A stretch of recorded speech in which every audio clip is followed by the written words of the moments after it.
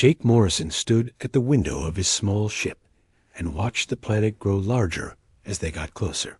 Valdris Prime looked beautiful from space, with its purple oceans and golden cities that sparkled like jewels. He had been a diplomat for Earth for 5 years now, but this was his first time visiting the Valdresian system. The mission was simple enough, according to his briefing files. Go to the royal wedding, smile at the right people, consign a trade agreement that would bring rare metals to Earth. In exchange for human technology, the ship landed with a soft bump at the royal spaceport. Jake grabbed his formal diplomatic case and stepped out into the warm air of an alien world. The gravity felt almost the same as Earth, which was nice. Many planets made him feel either too heavy or too light, but this one felt comfortable. Purple-skinned Valdresians in fancy clothes waited to greet him. They were tall and strong-looking, with sharp features and bright yellow eyes that seemed to see everything. A female Valdresian stepped forward and bowed her head slightly. Jake had studied their customs and knew this meant respect, but not submission. "Welcome, Captain Morrison. I am Commander Lyra of the Royal Guard. Princess Zara sends her greetings and looks forward to meeting you at the ceremony tomorrow." Jake bowed back the way his training had taught him. "Thank you, Commander Lyra. Earth is honored to witness this historic union between Princess Zara and Warlord Kex. We hope this wedding will bring peace and prosperity to both our peoples." The commander smiled, showing sharp white teeth. "Follow me, please. Your quarters are ready, and there will be a briefing about tomorrow's ceremony in 1 hour." As they walked through the royal palace, Jake tried not to stare at everything around him. The walls were covered in beautiful carvings that told stories he did not understand. Statues of fierce warriors lined the hallways holding weapons that looked both elegant and deadly. Everything was built on a grand scale that made Jake feel small. The Valdresians clearly liked to show their power and wealth. His room was bigger than his entire apartment back on Earth. A huge bed sat in the center with silk sheets that shimmered in different colors when he moved them. The bathroom had a pool-sized tub filled with warm water that smelled like flowers. Jake set down his case and changed into his best formal uniform. Tomorrow would be the biggest day of his career so far. The briefing took place in a small room with several other alien diplomats. Commander Lyra explained the wedding ceremony step by step. "The ritual is very old and very sacred to our people. Princess Zara and Warlord Kex will speak ancient vows while holding the crystals of unity. These crystals have been used in royal weddings for over 1,000 years. When they touch the crystals together, their marriage becomes blessed by our ancestors and binding for life." She pointed to a holographic display showing the ceremony layout. "All guests will stand in a circle around the royal couple. You must not move or speak during the ritual. Any interruption would be seen as a grave insult to both families and could damage relations between our worlds." Jake nodded and took careful notes. The last thing he wanted was to mess up his first major diplomatic mission. "What happens after the crystal ceremony? There will be a feast and celebration that will last 3 days. On the second day, we will sign the trade agreements. The wedding must be completed successfully first, or there can be no business conducted." That night, Jake could not sleep well. He kept thinking about all the ways he could accidentally ruin everything.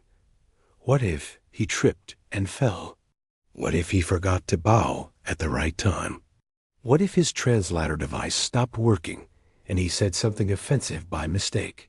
He had read that Valdresians took honor very seriously and could challenge someone to combat over even small insults. The morning of the wedding came quickly. Jake put on his finest dress uniform with all his medals and ribbons. He checked his appearance 3 times in the mirror before heading to the ceremony hall. The room was enormous, with a domed ceiling painted to look like a starry sky. Hundreds of guests from dozens of different alien species filled the space. Princess Zara entered first, and Jake understood immediately why Warlord Kex wanted to marry her. She was tall even for a Valdresian, with long silver hair that flowed like water. Her dress was made of some material that looked like liquid gold and moved with each step.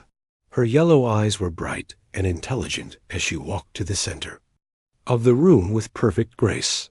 Warlord Kex followed, and he was exactly what Jake had expected. Massive even by Valdresian standards, with scars covering his arms and face that told of many battles. His formal armor was polished to a mirror shine and covered with symbols of his military victories.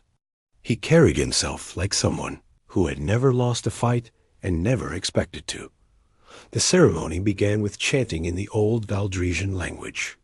Jake did not understand the words, but the sound was beautiful and haunting. Princess Zara and Warlord Kex faced each other while holding ornate crystals that glowed with inner light.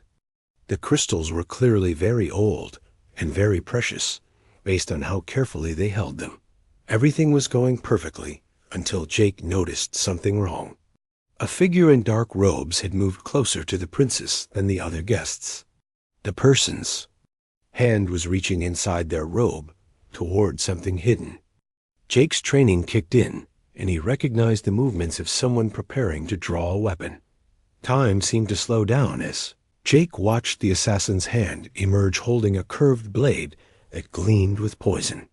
Princess Zara was focused on the ceremony and had not noticed the danger. Warlord Kex was looking at the crystals and could not see the threat. Approaching from behind, Jake did not think about diplomatic protocol or cultural customs or trade agreements. He only thought about saving an innocent person's life. He lunged forward, pushing through the circle of guests and threw himself between the assassin and Princess Zara.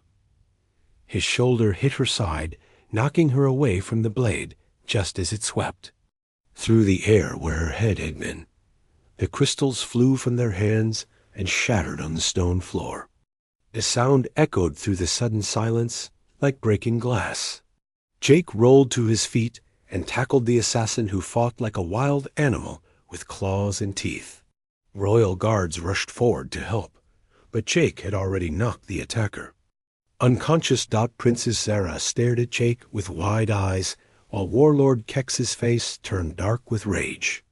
The broken crystals lay in glittering pieces around their feet. Every guest in the room was completely silent as they realized what had just happened. Commander Lyra stepped forward, looking very serious. By the ancient laws of our people, the one who prevents a royal marriage through divine intervention and shows protective intent toward the bride becomes the rightful consort. Captain Jake Morrison of Earth, you have claimed the throne of Valders Prime. Jake stared at Commander Lyra like she had just told him the sky was made of cheese. I'm sorry, what did you just say?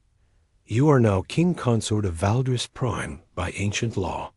The marriage ritual was interrupted by your protective action, which our ancestors saw as a sign from the gods.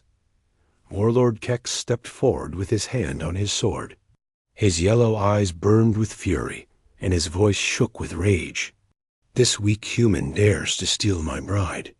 I challenge his right to the throne. Princess. Zara held up her hand to stop him. The law is clear, Kex. What is done cannot be undone. Captain Morrison acted to save my life, and the gods have chosen. Jake felt like his head was spinning. Wait, just hold on a minute. I don't want to be king of anything. I was just trying to stop an assassin.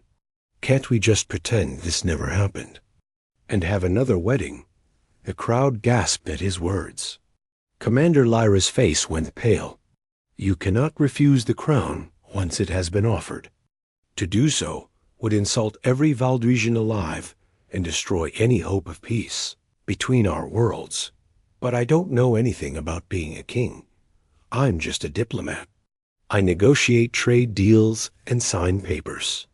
I don't rule planets. Princess Zara stepped closer to him. Up close, she was even more beautiful, but her eyes were cold as winter ice. None of us chose this situation, Captain Norrison, but we must all live with the consequences. Will you accept your duties, or will you bring shame to both our peoples? Jake looked around the room at hundreds of alien faces watching him. Some looked curious, some looked angry, and some looked like they wanted to laugh. He thought about his mission and how Earth needed the trade agreement with Valdris Prime. He thought about his duty as a diplomat to keep peace between worlds.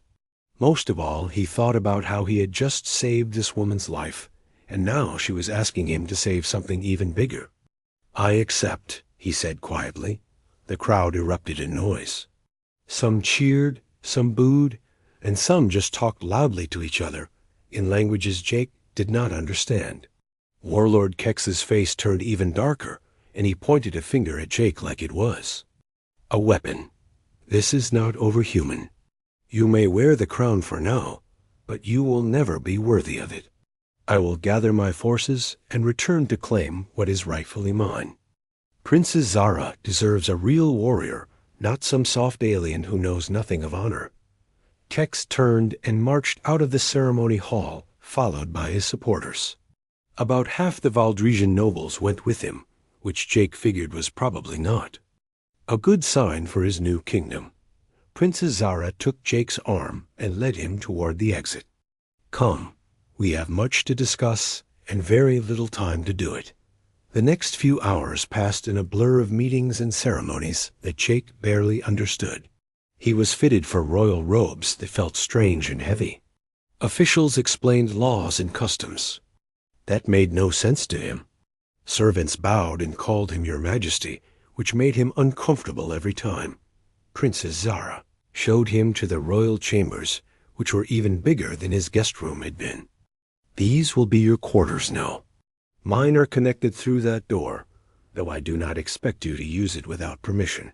Look, Princess, I know this is awkward for both of us. I never wanted to marry anyone, especially not like this.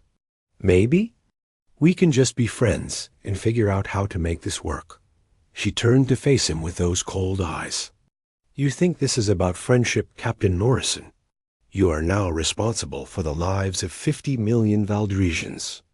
Kex was not making idle threats when he said he would return with his army. "He has thousands of warriors who follow him, and they all believe you stole something that belonged to them." Jake sat down heavily in a chair that was probably worth more than he made in a year. "So what do I do? I'm not a military commander. I don't know how to fight wars. You learn quickly or we all die. My people respect strength and courage above all else. They saw you risk your life to save mine, but that was just one moment. Now, you must prove every day that you deserve to lead them." Over the next few weeks, Jake tried his best to understand his new role. He attended council meetings where nobles discussed things like tax collection and border disputes. Most of them barely tried to hide their contempt for the human who had stumbled into power. They spoke to him with fake politeness, while their eyes showed nothing but scorn. The military commanders were even worse. They tested him constantly with questions about battle tactics and weapons that he could not answer.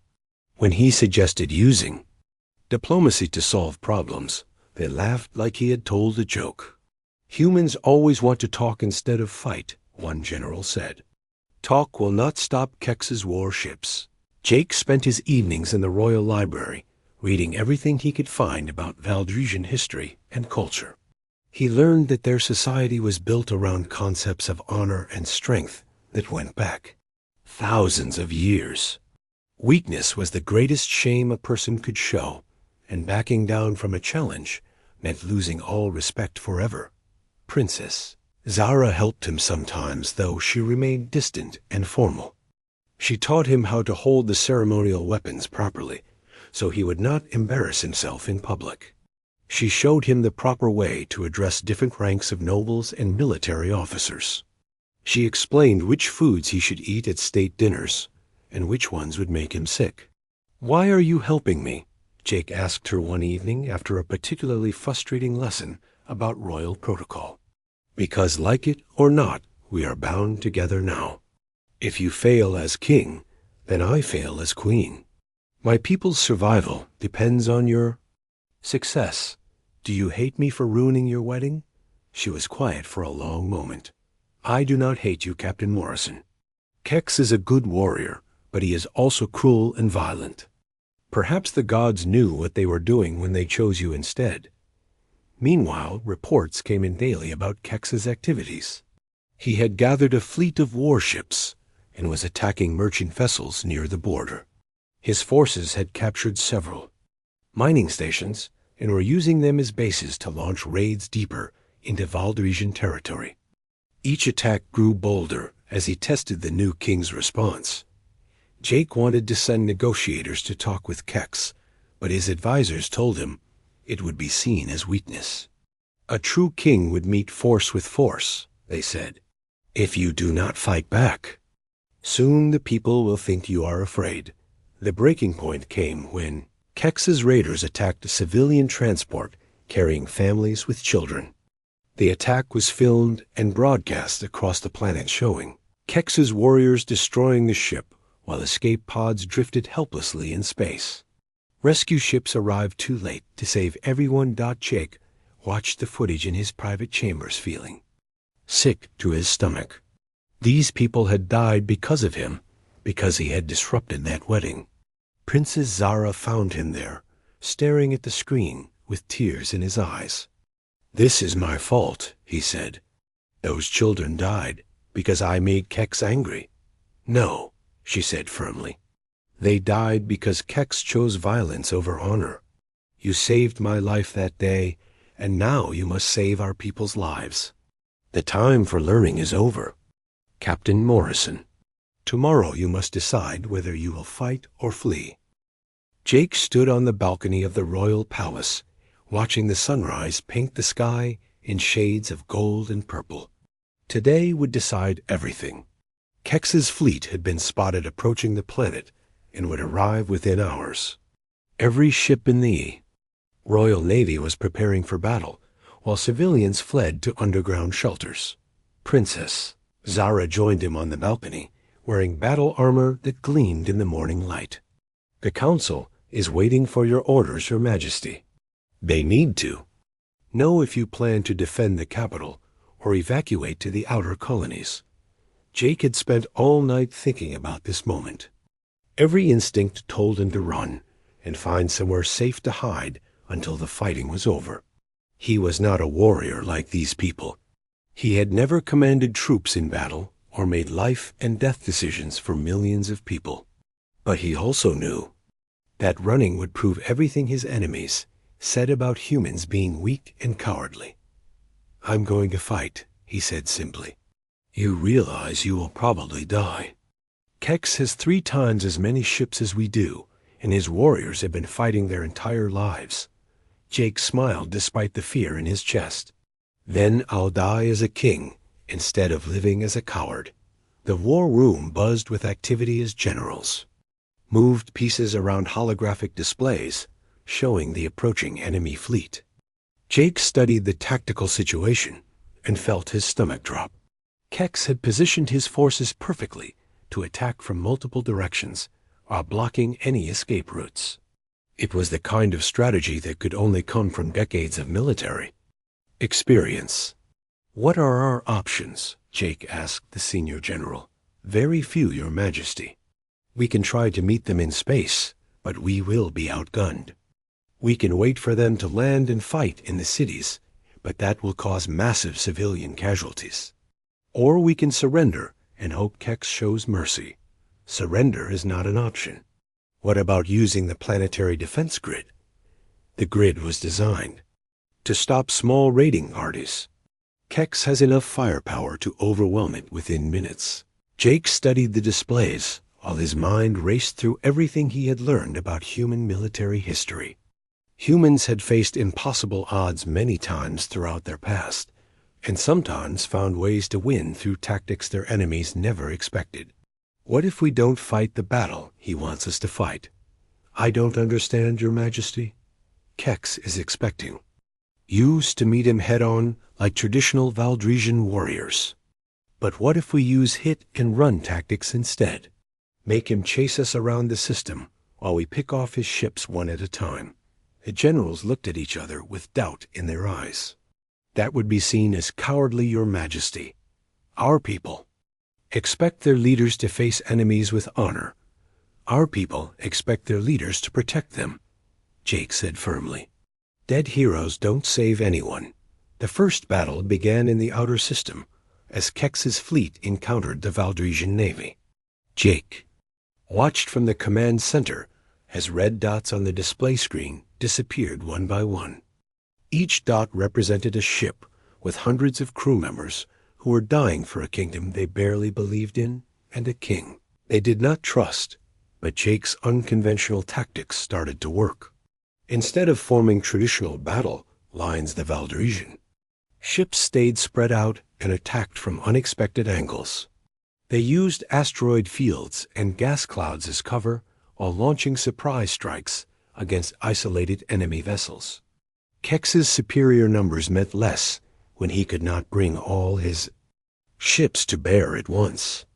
He's getting frustrated, Princess Zara observed as they watched Kex's fleet break formation to chase after smaller Valdresian groups.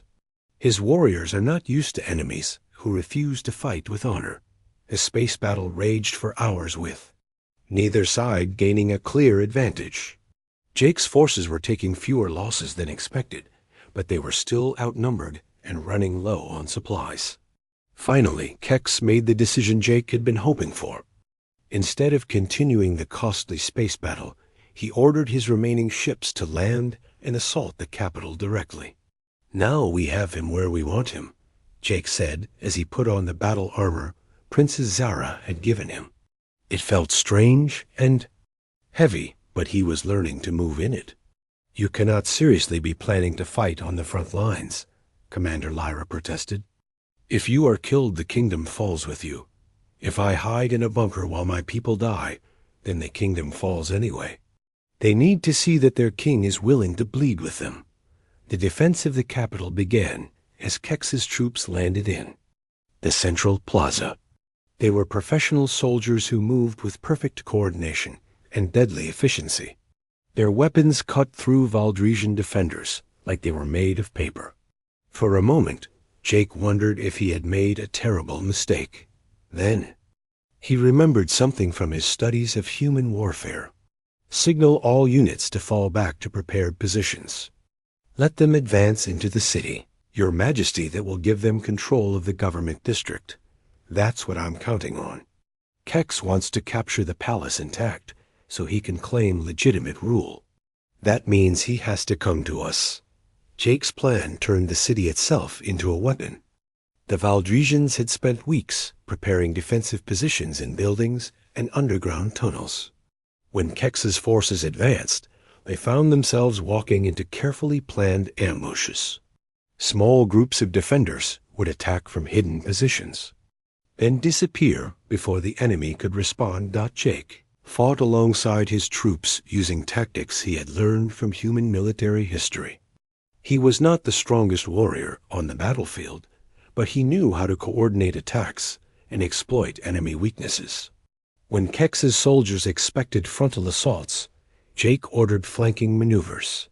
When they prepared for siege warfare, he launched night raids on their supply lines. Princess Zara proved to be a fierce warrior in her own right. She led a group of elite guards in hit-and-run attacks that kept the enemy off balance. Jake found himself watching her with growing admiration as she displayed the kind of courage and skill that made her people legendary throughout the galaxy. The turning point came when Jake spotted a weakness in Kex's command structure. The Warlord was directing his forces from a captured government building, but he had placed most of his elite guards around the perimeter. This left a gap in his inner defenses that a small strike team could exploit. I'm going after Kex directly, Jake told Princess Zara. That's suicide. He has 50 warriors protecting him. Not if we do this right. I need you to create a distraction on the east side of the building. Make him think that's where the main attack is coming from. Meanwhile, I'll take a small team through the old maintenance tunnels. Jake, no. Let someone else lead the strike team. It was the first time she had called him by his first name, and he could see the genuine concern in her eyes. I have to do this myself. If anyone else kills Kex, they become the rightful challenger for the throne. But if I do it, then I prove my worth as a warrior king. The infiltration through the maintenance tunnels was like something from a nightmare. Jake crawled through darkness with 5 volunteers following behind him. Every sound seemed too loud, and every shadow could hide an enemy. When they finally reached the building's basement, they could hear fighting above them as Princess Zara's distraction drew away most of the guards, led his team up the emergency stairs, moving carefully from floor to floor. They encountered small groups of enemies and dealt with them quickly and quietly. Finally, they reached the top floor where Kex had established his command post. The Warlord stood before a holographic display, showing the battle raging throughout the city.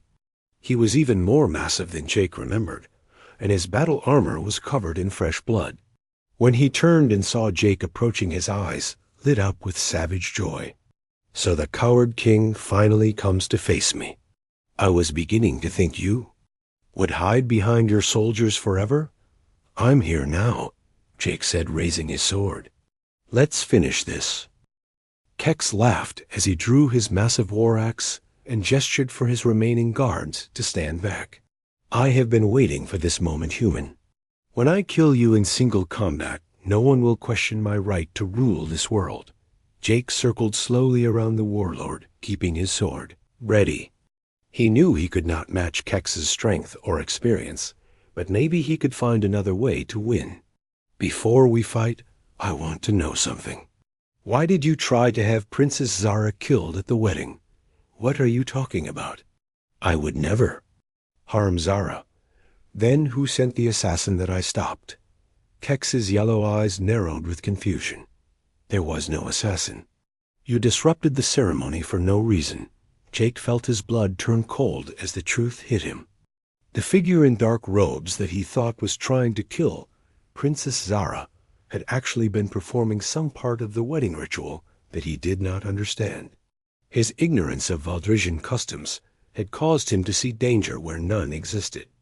He had destroyed a sacred ceremony and plunged an entire world into war based on a mistake, but there was no time to think about that now. Kex raised his war axe and brought it down in a swing that would have split Jake in half.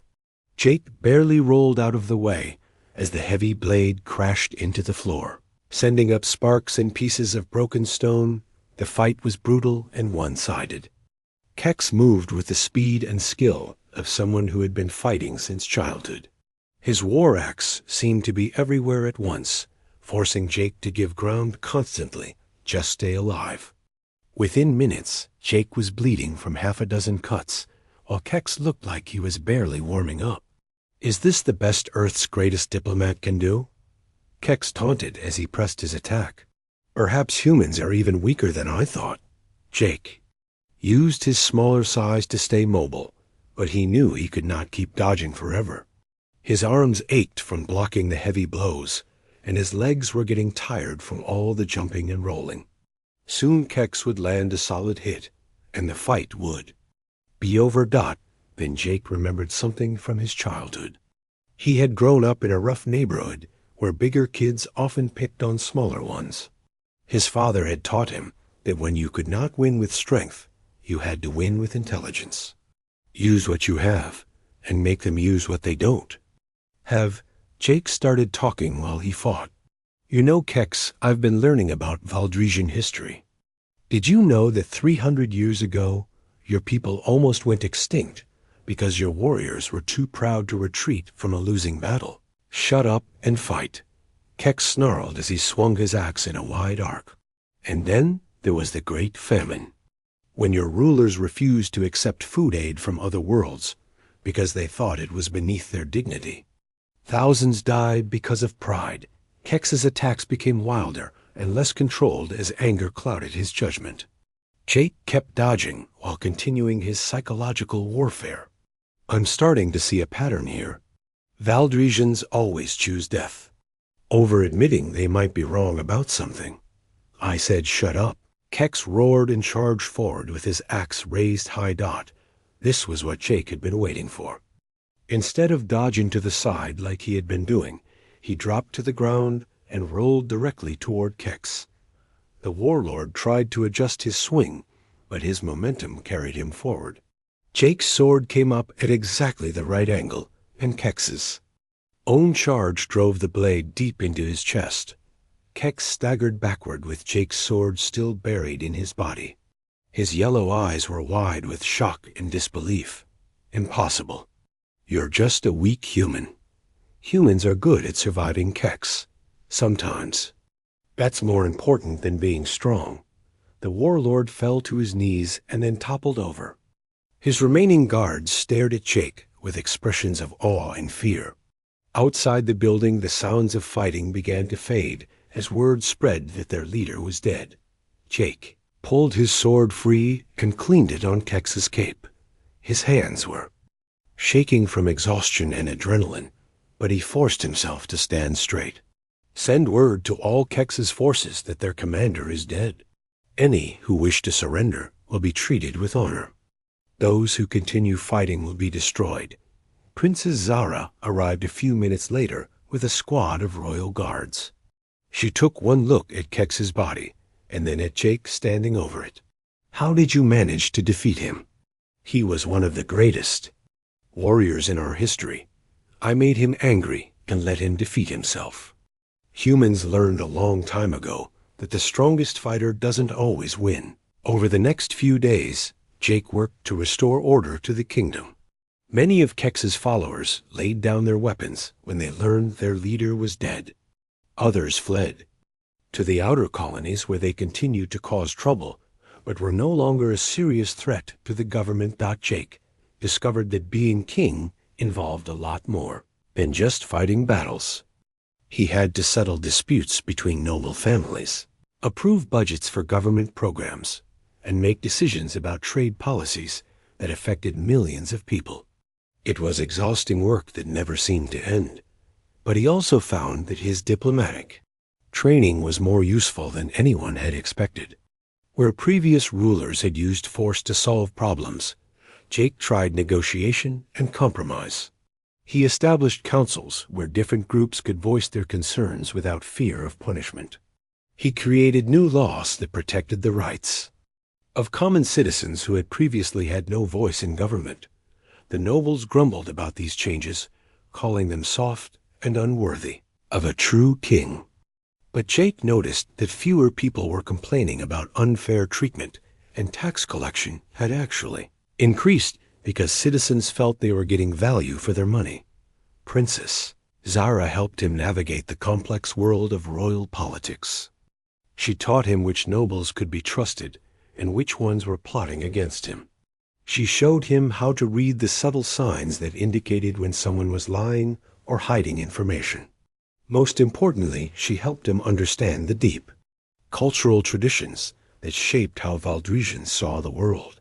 "You're changing things faster than many people can accept," she warned him one evening as they reviewed reports from the outer provinces. "Some of the older nobles are talking about rebellion. Let them talk. As long as I keep making life better for ordinary citizens, they won't have much support. Don't underestimate the power of tradition, Jake. These customs have held our society together for thousands of years. Change them too quickly and everything could fall apart." Jake was beginning to realize that Princess Zara had become much more than just a political ally. Somewhere between the battles and the late-night planning sessions, he had started to care about her as a person. She was intelligent and brave and dedicated to her people in a way that impressed him more each day. "Zara, can I ask you something? Personal, of course.